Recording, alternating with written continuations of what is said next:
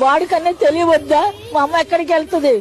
మరి వాళ్ళ అమ్మ వాళ్ళందరూ చెల్లెళ్ళు అందరూ వచ్చి అందరూ చక్కగా ఉంటారే, నేను ఒక్కదాన్ని ఎక్కువ అయిపోయానా? నా ముఖం అంత అసహ్యంగా ఉందంట. నన్ను చూస్తే వాళ్ళకంటే బీపీ పెరిగిపోతుందంట. నన్ను చూస్తున్నంతలో అంత బీపీ పెరగాల్సిన వాళ్ళకి హార్ట్ అటాక్లు వచ్చి పడిపోతారంట, చచ్చిపోతారంట మగుడు పిల్లలు. అంత ఇదిగా ఉన్నానా? నేనే పెంచాను కదమ్మా, నేనే పెద్దదాన్ని చేశాను కదమ్మా. తిన్నామో తినలేదు, నేను పాలిస్తే పెద్ద అయ్యాడు, నా పొట్టలో వస్తే పెద్ద అయ్యాడు, నా బ్లడ్ లోనే ఆడు బ్లడ్ తీసేయగలడా? నా బ్లడ్ బయటికి లాగలడా? చెప్పండి మీరు.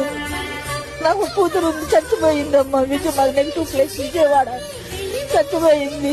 అది ఉంటే నాకు అసలు ఈ తిప్పలు ఉండేవి కాదు, నేను అక్కడికే వెళ్ళిపోయేదాన్ని.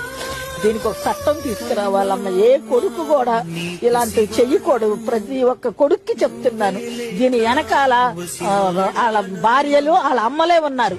భార్య చెప్పుకోవాలిగా, మా అమ్మ ఒక్కదాగే ఉంది, మా అమ్మకి ఎవరు లేరు. మా అమ్మ తప్పించి నాకు మా అమ్మే ఉంది కాబట్టి మా అమ్మ నా దగ్గరే ఉంటుందని చెప్పాలి కదా.